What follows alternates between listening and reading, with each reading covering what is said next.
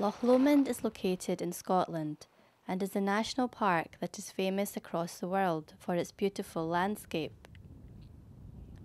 Loch Lomond is a lake, the largest in the UK. In Scotland, lakes are called lochs, hence the name Loch Lomond and not Lake Lomond. Now let's take a closer look at where exactly Scotland is located. Scotland is located in the United Kingdom. The United Kingdom is made up of 4 countries, with England in the south, Wales in the southwest, Northern Ireland off the west coast, and Scotland in the north.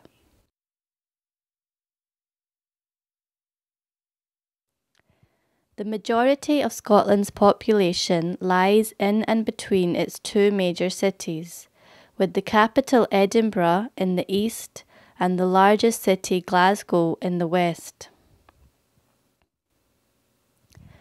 Loch Lomond is 1 hour's drive northwest of Glasgow.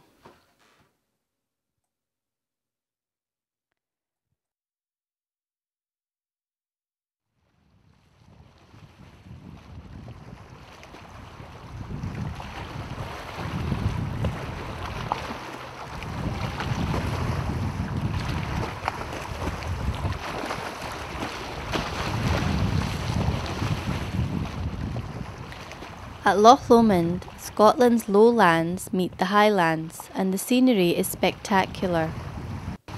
There is many activities and things to do for people visiting the Loch Lomond area, such as walking, hiking, mountain climbing, with hundreds of miles of footpaths for exploring, and there is also a vast range of water sports available, as well as boat cruises and tours. And Loch Lomond is home to one of the world's best golf courses. With such a vast range of activities, there will be something for everyone to enjoy at Loch Lomond.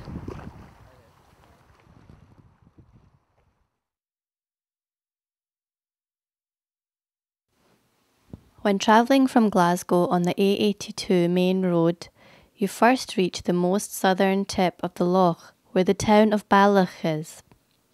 Here is a good place to start exploring the loch. The town of Bala is well adapted for tourists coming to the area and hosts an attraction called Loch Lumen Shores. This is an area created especially for tourists visiting Loch Lomond and hosts many facilities such as information centres, a vast range of shops and an aquarium. We recommend all visitors to come here on their visit to the loch, as it is the gateway to the Loch Lomond and Trossachs National Park area. Here you will be able to visit the Gateway Centre, where you will find out all about the area in an interactive exhibition. Then there's a park ranger's office and information centre, where you can get details on what's going on in the area and more information on attractions and other things to do and see at Loch Lomond. The shopping crescent boasts a vast array and variety of shops. There's souvenir shops, outdoor clothing shops and a department store, to name a few, along with many other shops, cafes and restaurants. The Loch Lomond Aquarium is housed in Drumkinnon Tower, the heart of Loch Lomond Shores, and while of contemporary design, is reminiscent of a medieval Scottish castle.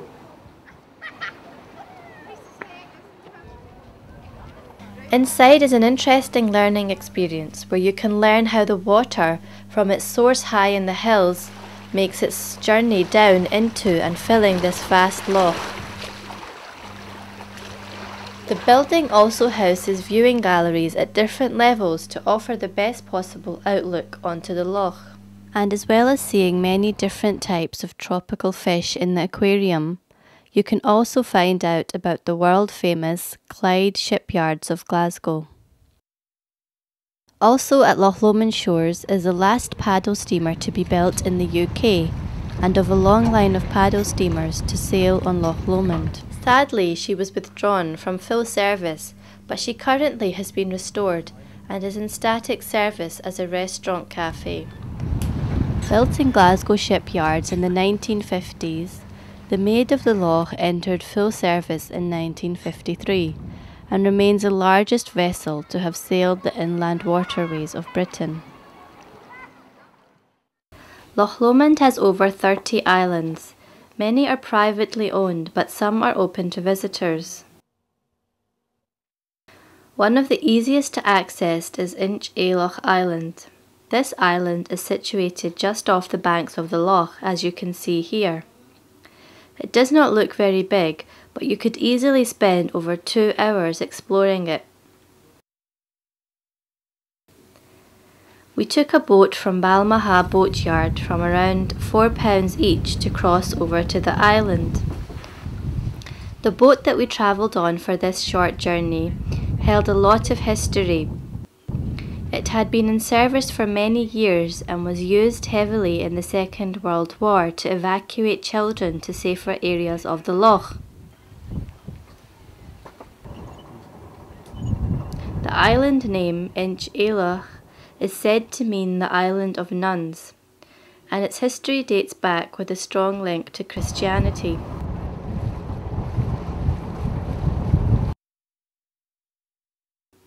As we travelled across to the island, which is 1.3 kilometres long, we've seen some amazing views of the mountains around the loch.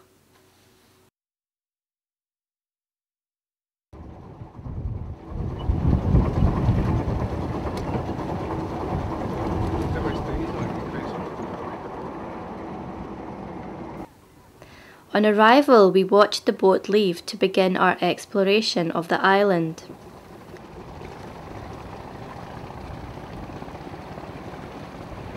The island is a nature reserve owned by the National Trust and is looked after to try and keep it as much as it was hundreds of years ago.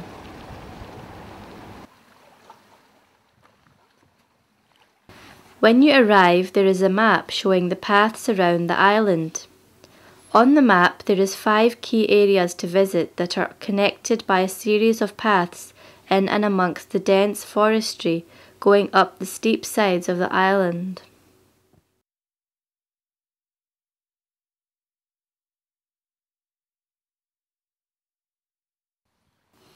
Paths are clearly marked with these information point posts.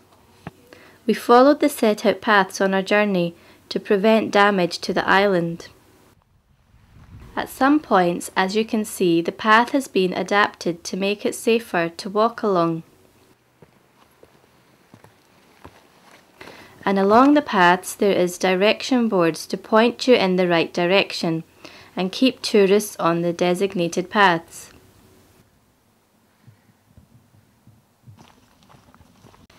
As we travelled up the island, it had dense forestry, but when an opening came, the views were exceptional.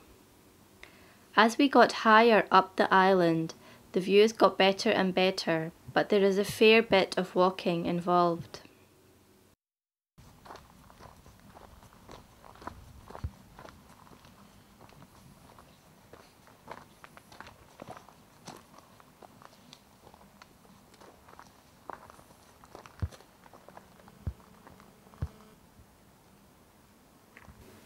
We continued on the walk gets difficult at points, but it is worth it as the views further up were spectacular.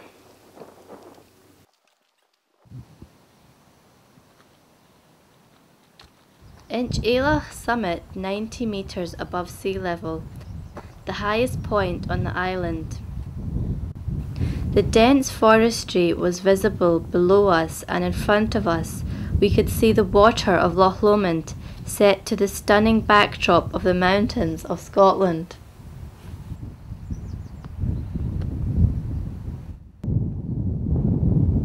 With a surface area of 70 kilometres, Loch Lomond is the largest and most accessible of all Scottish lochs.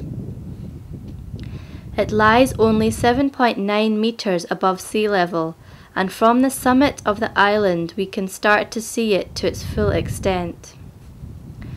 The present size of Loch Lomond is testimony to the erosive power of the glacial ice sheets that covered Scotland hundreds of thousands of years ago.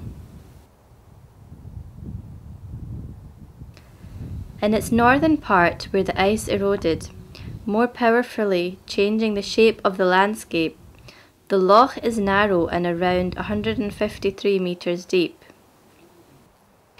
In its wide southern lowland part, the loch rarely exceeds 30 metres in depth.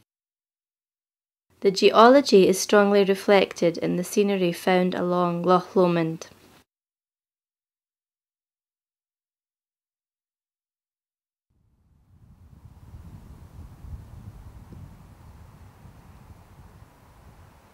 As we left the summit to make our way back down the other side of the island, we passed some very tall and old trees. We then came across an ancient burial ground, which was very interesting.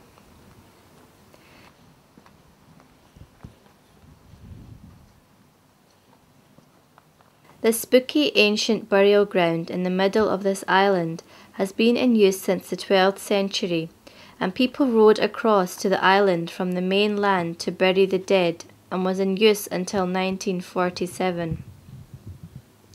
The graveyard on the island was also used by the clan MacGregor. Some of the Rob Roy's ancestors are buried here.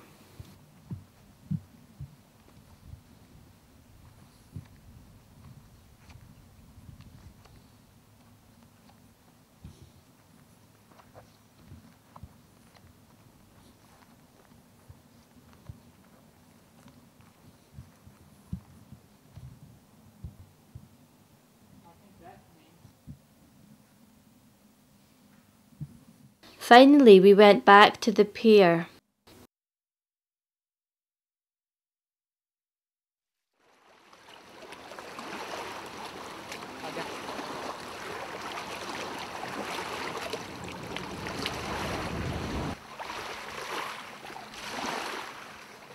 Loch Lomond is well known as where Scotland's lowlands meet the Highland of Scotland. This is due to the geological build of the area. The Highland margin is marked by the Highland boundary fault on Connick Hill above Balmaha and on the elongate islands of Inchmurin, Greenwich and this island Inch Ailach. There is a change in rock type on the surface that marks where deep down in the earth there is a fault line source, causing the creation of such dramatic scenery.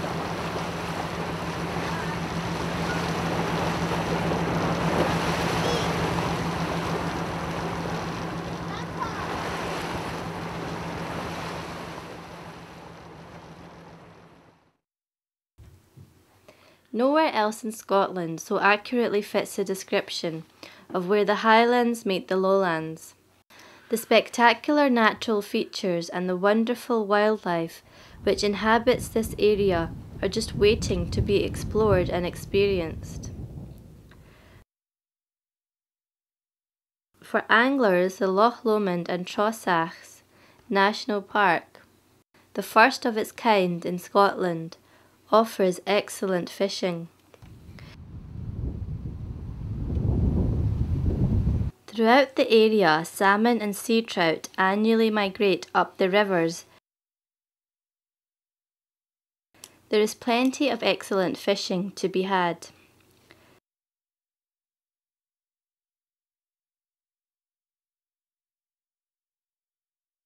The everlasting days of summer come quickly. The weather changes day to day here and cannot be relied upon, but the best time to visit would be the summer. Days are long, sunrise around 5 a.m. and setting after 10 p.m. There is plenty of time to explore with a good chance of warm, enjoyable weather.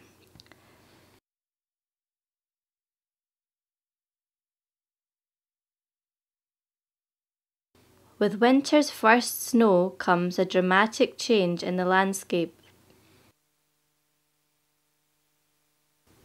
The mountains are cloaked in the purest white, and life takes on a certain crispness.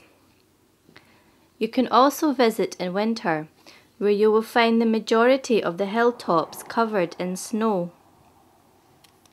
There is no doubt that the snow creates an amazing change in the landscape and gives it a whole new and spectacular view.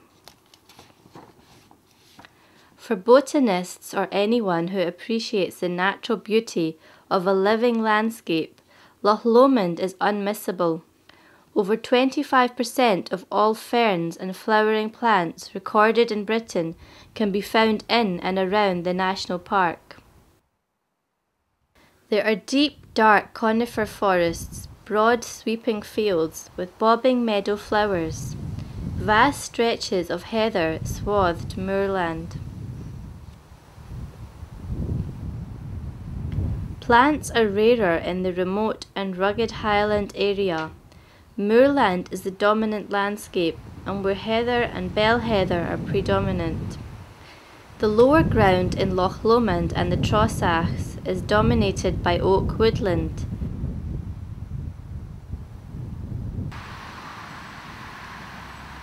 For those who want to not only explore by car or foot, you can take to the waters and join one of the many boat tours of the loch.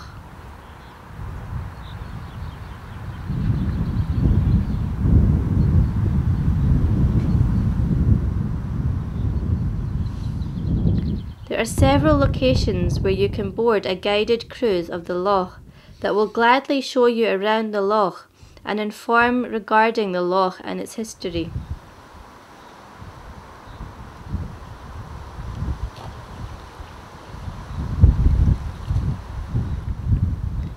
From the water, again the views change and you are able to see the area from a different perspective as you glide across the water.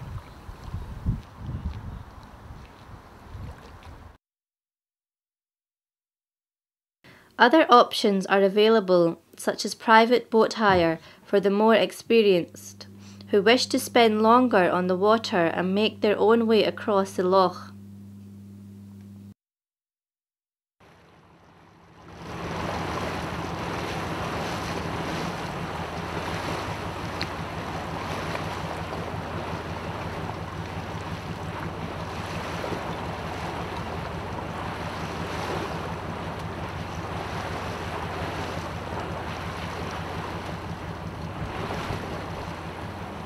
There are several boatyards from which boats can be hired.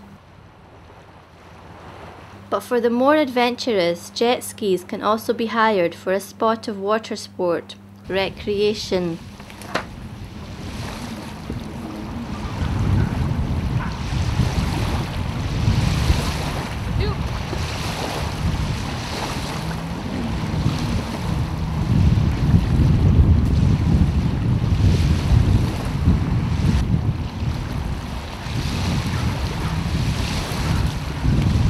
Across the loch is Bala Castle Country Park.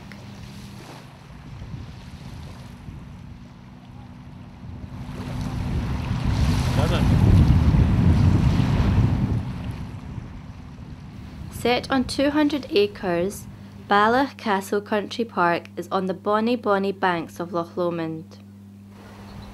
It is in an area registered as an Area of National Scenic Significance. Its history is that prior to the year 1652, the local town of Bala in its entirety was owned by the Lennox family, from which have come nobles and monarchs. The bravery of the family was recognised after their involvement in the Battle of Bannockburn in 1314. The present castle was built by John Buchanan in 1808, using the stone from the old castle.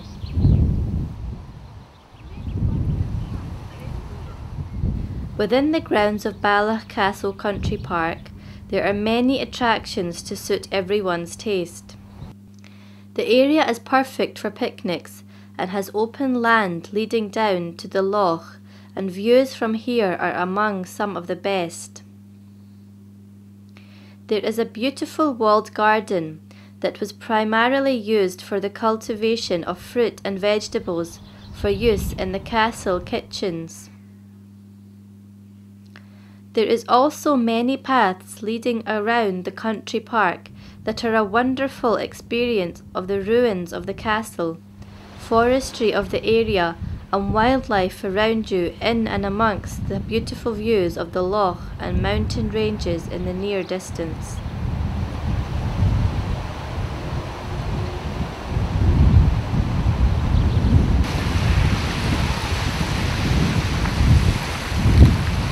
The Highland boundary fault cuts a swath across Scotland, and this can be seen quite clearly in the contrasting landscapes to either side, with the west of the line distinctly more mountainous than that to the east.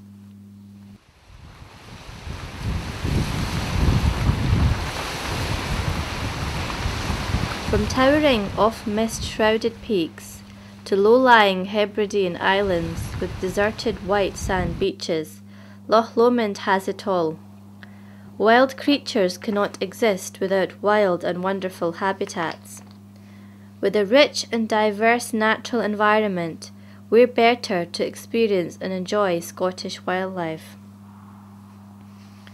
Loch Lomond is a popular tourist attraction. 22.6 miles long, it is not the longest loch in Scotland. Lochs Awe and Loch Ness are longer, but it is the largest expanse of fresh water in Britain. It is 5 miles wide at its broadest point, and there are 30 islands, 3 of them inhabited. Ben Lomond, halfway along its eastern side, is a mountain that is just over 3,192 feet, that's 973 meters high.